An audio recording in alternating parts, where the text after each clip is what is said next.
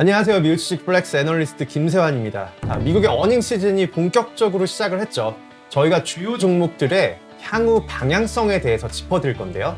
오늘도 유중호 선임연구원을 모셨습니다. 연구원이 안녕하세요. 안녕하세요. 이게 또 의도한 건 아닌데 오늘 저랑 또 옷 색깔이 또 똑같으세요. 네. 얼마 전에 저희가 이제 모 개그 유튜브에 한번 나간 적이 있었잖아요. 네. 근데 그때도 저희가 위아래 색이 똑같았는데 어떤 분이 댓글로 또 달아주셨더라고요. 저희 옷이 같은 걸 입으니까 좀 웃기다. 일부러 저랑 또 맞춰 입으시는 건 아니시죠? 네, 아니 뭐 그건 아니고요. 그래도 저희가 출연한 유튜브에 댓글이 이렇게 달렸다는 게 저는 신기했습니다. 저도 그게 가장 신기했습니다. 사실 저희가 미국 주식 플렉스를 매주 2년 넘게 촬영을 했는데 댓글이 달린 걸 제가 본 적이 없어요. 올해만 다 더해도 한 3개? 그 정도 되지 않을까. 근데 뭐 좀 그럼 어떻습니까? 묵묵히 이제 시청자분들에게 양질의 미국 주식 정보를 전달해드리면 된다고 생각을 하고 있어요. 그렇죠? 네, 열심히 하겠습니다. 네. 자, 어쨌든 2분기 실적 시즌이 시작됐어요. 저희가 오늘 다뤄볼 종목들은 어떤 건가요? 알파벳, 마이크로소프트, 넷플릭스, 마스터카드, 서비스나우, 인투이티브 서지컬, 존슨앤존슨, 그리고 로키드 마틴입니다. 한번 확인해 보시죠. 네, 첫 번째 종목은 알파벳인데요. 연초에 마이크로소프트 챗 GTP에 완벽하게 밀렸던 구글이 생성형 AI 바드를 들고 다시 귀환을 했습니다. 실적은 물론 시장 예상치를 상회를 했는데요.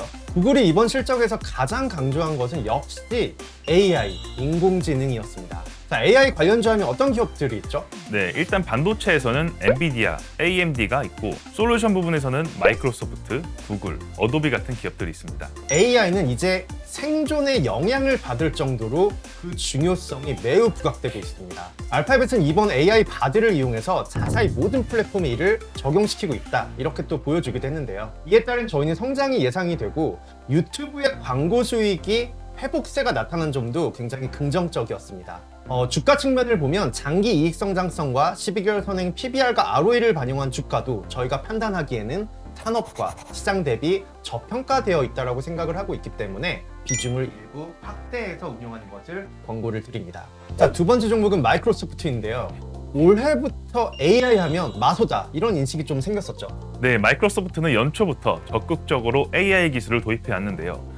AI를 통한 기술 향상은 고객 증가로 이어지고 있습니다. 나델라 CEO는 이번 실적 발표 당시에 생성형 AI 정보를 통해 효율성과 문제점을 개선시킨 실사례들이 늘어나고 있음을 언급했는데요. 이에 따라서 AI 투자를 지속할 것으로 발표했습니다. 애저를 통한 오픈 AI 서비스는 매년 100여 개의 기업이 늘어나고 있는 추세인데요. 대표적으로 볼보, 이케아 등이 있습니다. 최근 메르세데스 벤츠는 애저에 기반한 챗 GPT 서비스를 활용해서 미국 내에 약 90만 대 차량의 음성 인식 서비스를 제공하고 있죠. 이 밖에도 마이크로소프트 패브릭이나 마이크로소프트 시큐리티 같은 보안 시스템, 이런 다양한 솔루션을 제공하고 있습니다. 적극적 AI 도입을 통한 견고한 장기 실적 성장이 예상되고 있는데요. 그러나 AI로 인한 성장 기대가 어느 정도 주가에 선 반영된 점과 대표적인 클라우드 성장 둔화 우려가 되면서 단기 주가 상승 여력은 다소 제한적일 것으로 예상됩니다. 시장이나 동종 기업 대비 주가 프리미엄도 형성되어 있어서 비중을 일부 축소 운영할 것을 권고드립니다.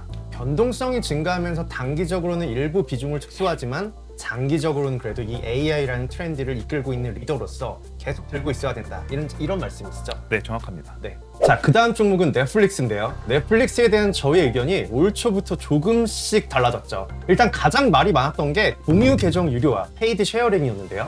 이제 그럼 넷플릭스 안 본다. 뭐 이렇게 또 얘기를 하기도 했는데 저희가 또 밥은 굶어도 OTT는 또 못 끊죠. 유 연구원님도 또 미드 좋아하시죠? 네, 제가 제일 좋아하는 게 저녁에 맥주 마시면서 미드 보는 겁니다. 그 전에 또 운동까지 하면 또 금상첨화. 그럼 최고죠. 자, 어쨌든 우려했던 바와 달리 넷플릭스의 공유 계정 유료화는 가격 인상의 효과로 적용이 됐고 신규 가입자 수가 2분기에만 무려 589만 명이 증가하면서 전년 동기 대비는 플러스로 상승 전환을 했습니다. 또한 넷플릭스는 2분기에만 180만 주의 자사주 매입을 했는데요. 자사주 매입을 통한 자기자본 이익률 지지 효과가 확실하게 나타나고 있습니다. 저희는 장기 이익 성장성을 반영한 주가도 저평가되어 있다고 판단하고 있기 때문에 넷플릭스의 비중을 일부 확대해서 운용할 것을 권고를 드립니다. 자, 그 다음 종목은 마스터카드인데요. 사실 또 우리가 여름 하면 떠오르는 종목 마스터카드잖아요. 네, 그렇죠. 마스터카드는 아무래도 해외 매출 비중이 비자보다 높기 때문에 여름 성수기 시즌에 더욱 기대가 되는 종목인데요. 마스터카드 같은 경우 2분기 예상치를 상회하는 실적을 발표했습니다. 중국을 중심으로 아시아 시장의 여행이 활성화된 게 주요 원인이죠. 확실히 최근에 실적을 발표한 기업들을 살펴보면 중국에서 뭔가 막혔던 부분이 조금씩 뚫리고 있다, 이런 얘기를 조금 심심치 않게 볼 수가 있는데요. 뭔가 중국에서 변곡점이 생기기 시작했다는 건 좀 중요한 시그널로 볼 수 있을 것 같습니다. 그렇죠? 네, 해외여행 수요가 이제 팬데믹 이전보다 약 154%가량 높게 유지되고 있습니다. 그러나 이에 기반해 실적 같은 경우는 성장세에 있지만 연간 가이던스는 기존대로 유지했는데요. 많은 기업들이 최근까지 가이던스를 상향 조정하는 것과 약간 대조되는 모습입니다. 아무래도 이제 아시아 여행 같은 경우는 이제 성장 둔화가 올 수 있고 또 향후 소비 심리 위축 같은 그런 리스크 요인을 감안한 것으로 예상하고 있죠. 또한 안타까운 점은 작년 말부터 보복적 소비로 인한 실적 성장 효과는 점차 사라질 것으로 보고 있는데요. 그러나 장기적으로 봤을 때 서비스 확대를 통한 실적 성장은 좀 기대됩니다. 최근에는 AI 기술을 활용한 사기 방지 솔루션을 출시했는데요. 결제 네트워크에 인공지능을 접목해서 실시간으로 결제 패턴 분석을 통해서 사기 예측이 의심되는 결제를 미리 차단하는 겁니다. 이미 영국의 9개 되는 은행이 계약을 마친 상태죠.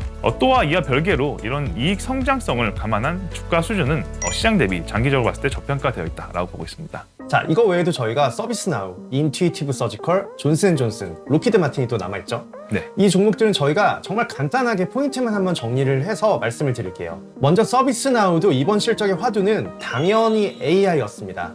AI의 적극적인 도입과 자사주 매입의 확대 계획, 이런 전략으로 저희는 주가 상승 여력이 생겼다고 판단을 하고 있는데요. 12개월 선행 PBR과 ROE 그리고 장기 이익 성장성을 반영한 주가도 시장 대비 저평가되어 있다고 판단을 합니다. 자, 그 다음 인투이티브 서지컬 같은 경우는 수술용 의료 로봇을 생산하는 업체인데요. 수술 건수가 이번 분기에 전년 동기 대비해서는 22% 증가하면서 실적이 예상을 상회했습니다.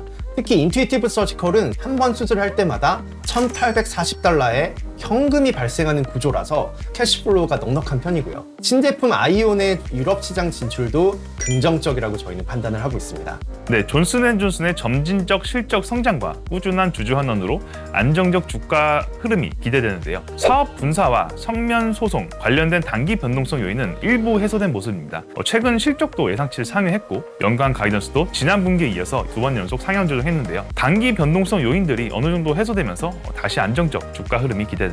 네, 다음으로 로키드 마틴인데요. 로키드 마틴 같은 경우는 꾸준한 주주 환원과 견고한 장기 실적 성장이 예상되는데요. 그러나 단기적으로 보면은 대표 전투기인 F-35 생산이나 정부 수민, 부품 납품 문제 이런 공급망 지연 같은 게 겹치면서 높은 방공 수요를 생산이 따라가지 못하는 모습이 나타나고 있습니다. 따라서 매출 성장 압박이 예상되고 상대적으로 낮은 이익 성장성도 좀 예상되고 있는데요. 이런 것을 감안할 시에는 단기 주가 상승 여력은 제한적일 것으로 보고 있습니다. 이런 단기 압박은 있겠으나 우주 사업 성장과 꾸준한 수요에 따라서 장기 성장은 유효합니다.